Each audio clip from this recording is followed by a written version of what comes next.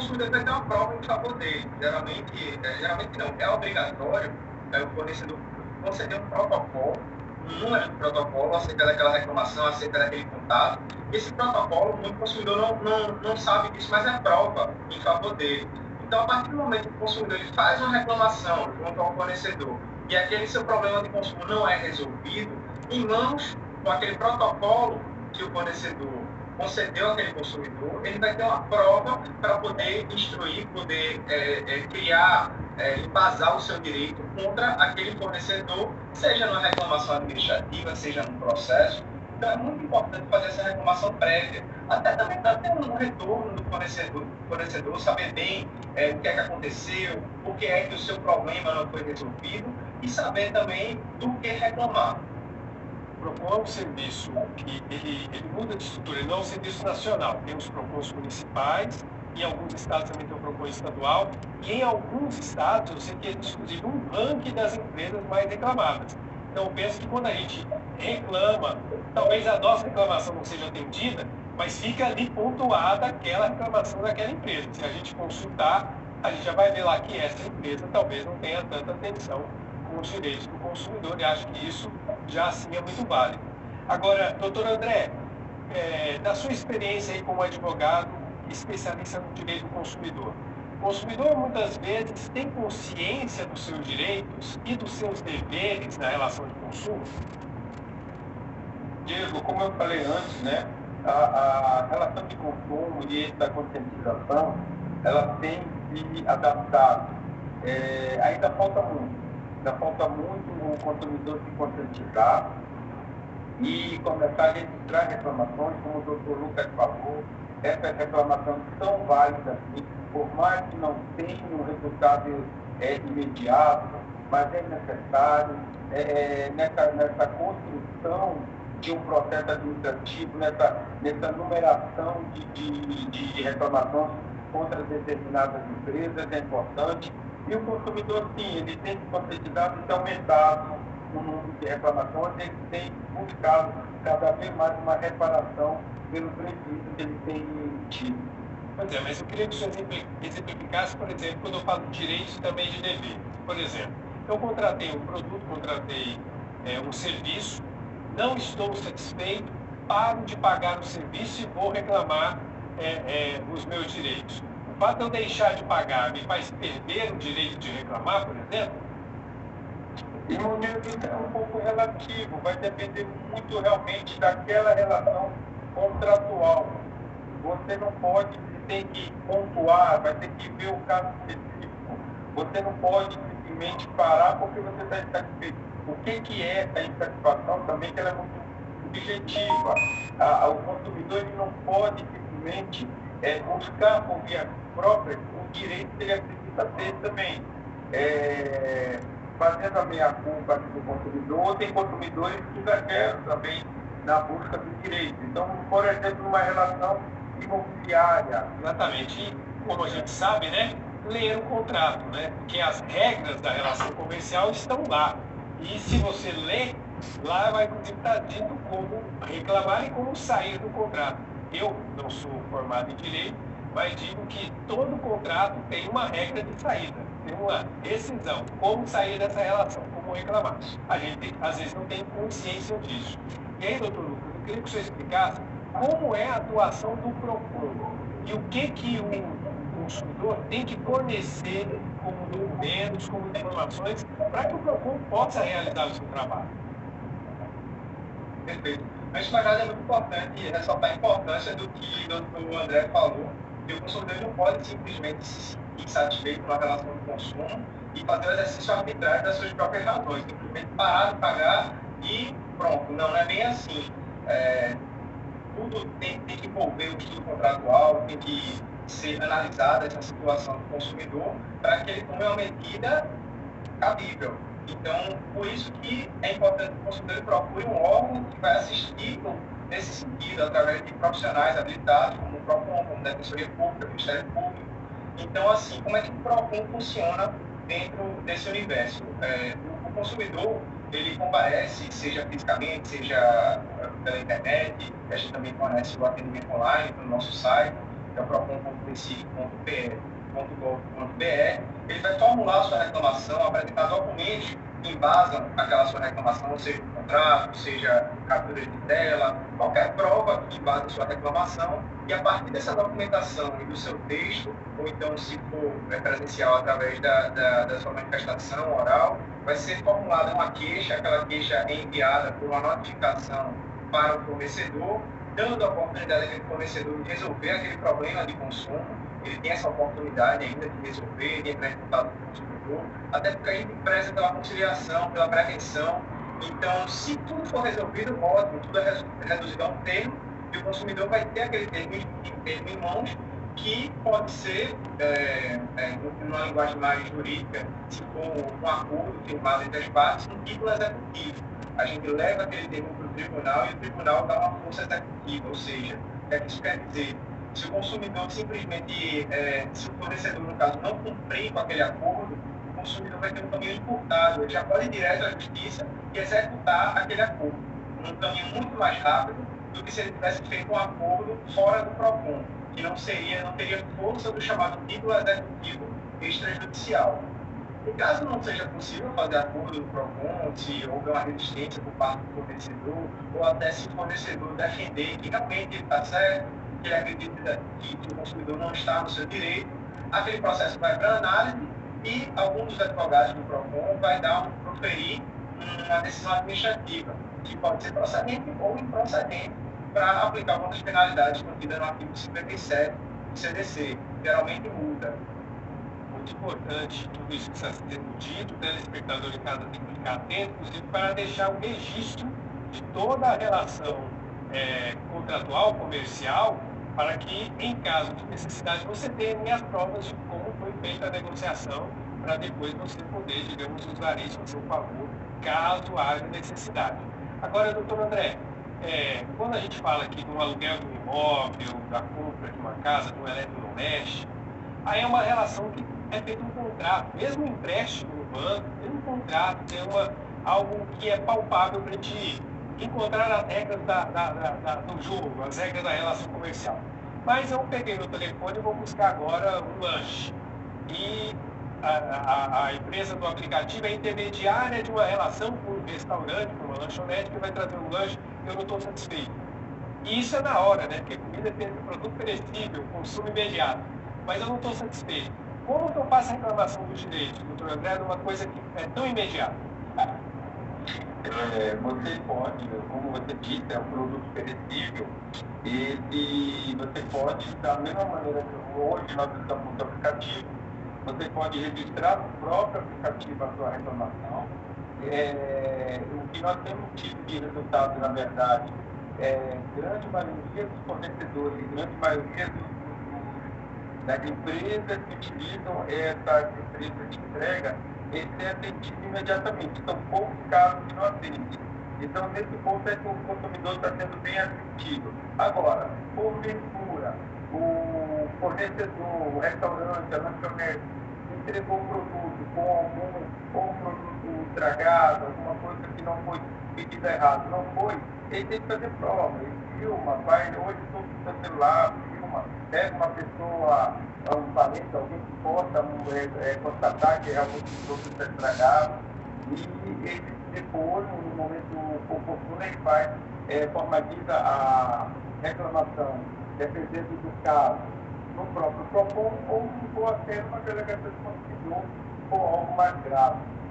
É interessante que, nesse caso, a responsabilidade ela é compartilhada entre a empresa do aplicativo e a empresa que está efetivamente oferecendo o serviço, no caso, o restaurante. Vai depender do caso em concreto, porque, na verdade, por exemplo, o aplicativo, a obrigação dele é transportar, é entregar. Claro, entregar com o devido cuidado, devido higiene, devido a posicionamento na caixa de isopor e tudo mais. Se não for um defeito de origem do produto, somente o fornecedor que vai responder. No caso do produto vencido, que foi utilizado naquela refeição, né? Se for um caso da entrega, tem uma demora de tipo erro de logística, aí o produto do aplicativo, a entrega, vai responder solidariamente. Doutor Lucas, comprar pela internet hoje está muito comum, né? A gente fala via internet, a gente pensa no computador, no próprio telefone, está lá, os aplicativos oferecem de tudo, produtos, serviços e até dinheiro, né? E pode até fazer um empréstimo também por aplicativo no banco.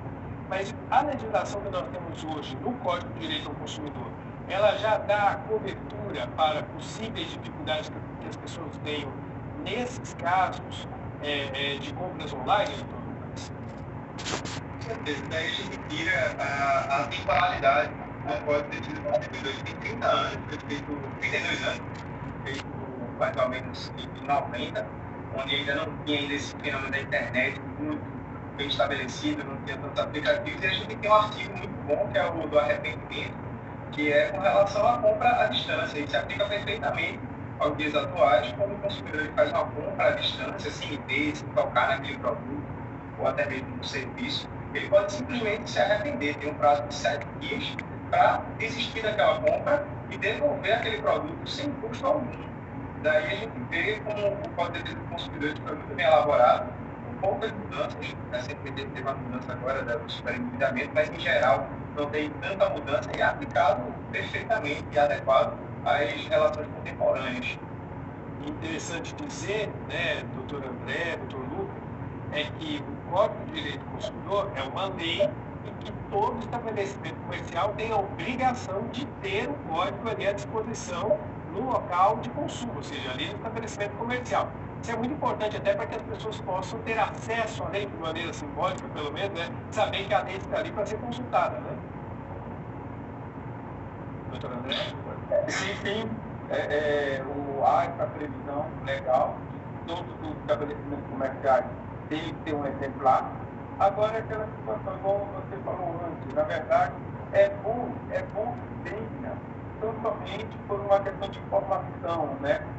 Agora, é necessário que faça um trabalho de conscientização, não só com o consumidor, mas com o próprio fornecedor, o próprio, interessante que os comerciantes treinam seus funcionários dentro do código, porque muitas vezes a gente já se deparou com questão de onde é que está o consumidor? Aí o funcionário, é que fica dentro aqui de uma gaveta, entendeu?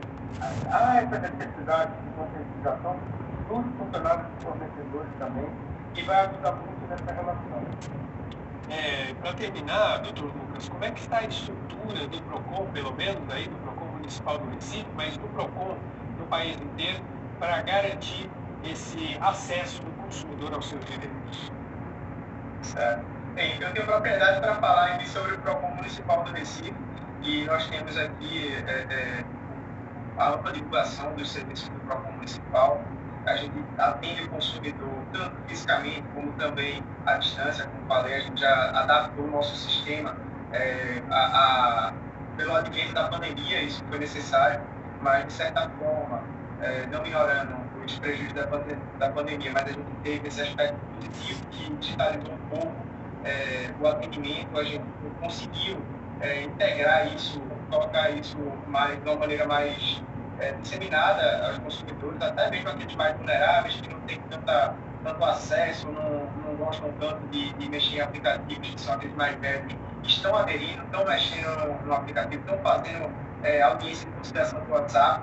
Então, assim, isso aumentou bastante nosso leque de abrangência. Então, a gente consegue atender toda a capital. E nós fazemos também atividade de fiscalização, inclusive, pode falar sobre a questão do Código de Defesa do Consumidor, que é obrigatório no estabelecimento. Isso é objeto de fiscalização.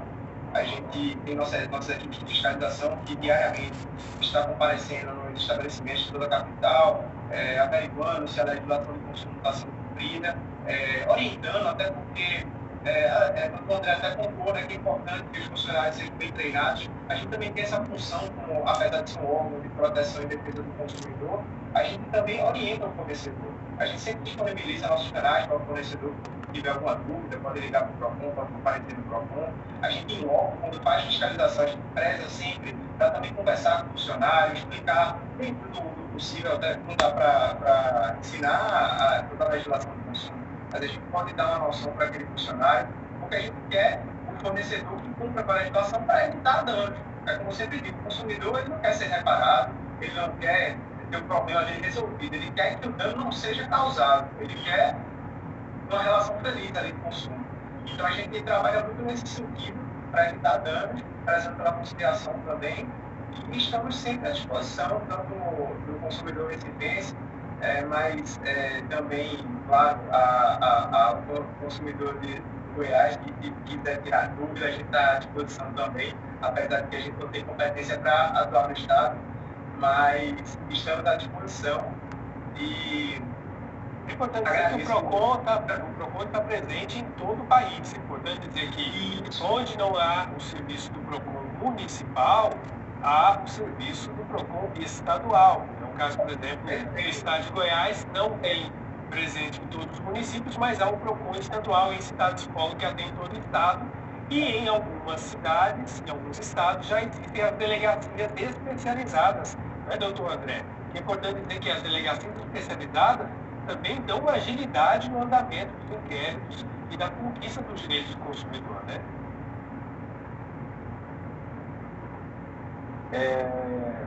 Interessante, doutor Lucas. Na verdade, eu vou ter o seu comentário como convite, na verdade, para ir aí em Recife e espero não precisar, mas só fazer uma visita no PROCON de Recife para a gente poder trocar ideia, poder assistir o consumidor goiano, com certeza, toda vez que vai em Recife, já está sabendo agora que pode ser muito bem assistido aí pelo PROCON municipal. Aqui em Goiás, nós temos o PROCON Goiás, que hoje nós temos como superintendente o doutor Levi, que está fazendo um excelente trabalho, combatendo e brigando pelo direito do consumidor.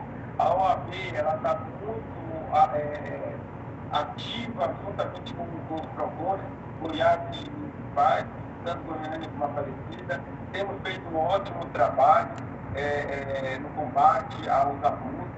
E o que a gente orienta sempre, irmão, na verdade, não basta só ler o contrato, não basta só... Porque por mais que a gente leia, as cláusulas são difíceis, existe, quando a gente fala, existe a regra lá no contrato. Na verdade, muitas vezes as regras são regras abusivas, regras de retenção abusiva de valores, no caso de mais decisão contratual.